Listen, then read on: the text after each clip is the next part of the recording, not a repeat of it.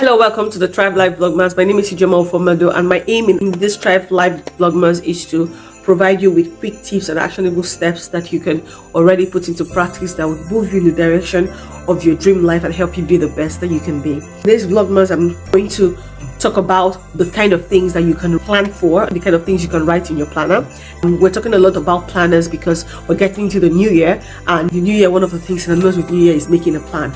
But I don't just want you to make a plan because other people are making a plan, or make a plan that would overwhelm you, or worse, a plan that will not be beneficial to you. I want you to really be very intentional, which is why I'm sharing these quick tips and actionable steps. Now, these are the things that you should write in your planner, the things that should be part of your planner. Of course, you don't have to choose all of it, but just choose the one that is really important to you. The first one is you should have a to-do list on your planner, the kind that shows you the things that you need to execute for the day.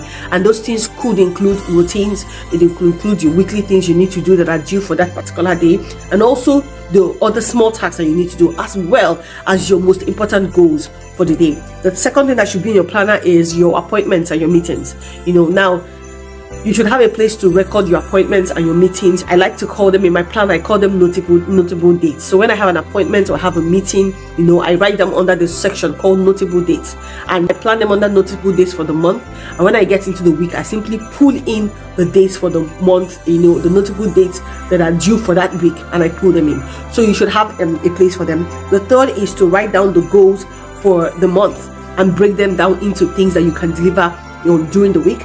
And the fourth is to have a way to track your habits. Now, you can have a customized habit tracker, that you can buy online, but you can also, in your planner, just simply write your habits and draw lines depending on how. Now, I like to track my habits from Monday to Friday. I still observe my habits on Saturday, but I don't track them because I'm not, if something happens, I'm not able to achieve the habits, it's fine. I just want to, 5/7 is enough for me.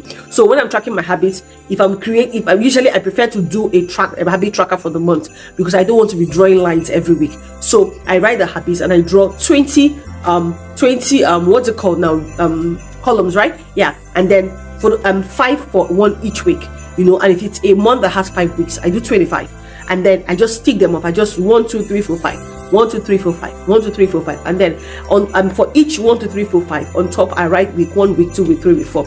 That way I'm able to track. So your plan should really have a habit tracker, and then you should have a time for meal plans. Meal plans not only save your time, they also save your money, and they also help you stay healthy. When you're intentional with your meal plan, it really is beneficial for you in the long run. So you should have a place for your meal plan, and I'm going to most likely do a video on how to create a plan sometime in 2025, most likely in January or thereabout. I'm going to do a video and I can show you how you can create a planner to inculcate all this. Now, the next thing you should do is make sure that you have a place for ideas, a space where you can write down ideas and thoughts that come to you, reminders, notes, and all those things. And when you write them down, have a way to process those ideas. So at the end of the day, part of the things you should do as your end of day, is to process ideas. So if there are any ideas or notes that came to you during the day, quickly write them and let them be. Then in the evening, when you're reviewing your day to check what you did, you go to your notes section. What new thing happened today? What did I note down? So if you noted down something you wanted to do, let's say you made an appointment with someone for a future date, you could just take up that, go to your appointment, go to your task section, appointment section, and fill it in. That way you've processed it. When the time comes, it's going to show up for you. Now, if also you made a note to review something, you can say, okay, I want to review this thing at so day. You go and plan it. Either way, you process the notes, and make it into something actionable for you.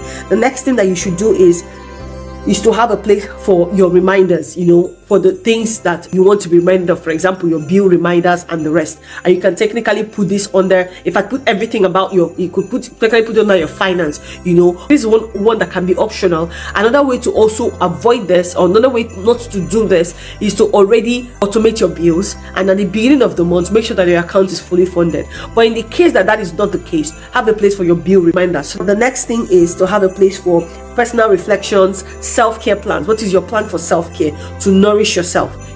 That ideally should be part of your routine, but let's say that you're in a season where it's really a priority. What is your plan? What are your reading and your learning goals? Those fall under VIP, and what is your plan for gratitude? How are you going to be able to know that? How are you going to ensure that you check in with gratitude at least every week, but better every day? you know. So your planner should contain these things. Now I know it already looks like a lot, but don't worry, it's actually not a lot. When we get on that video, I'm going to show you how you can create a no fluff, straight to the point execution planner that is not overwhelming, that actually captures all these things and makes your life easier. And I look forward to seeing you in that video. For now, until then, take care. Bye bye.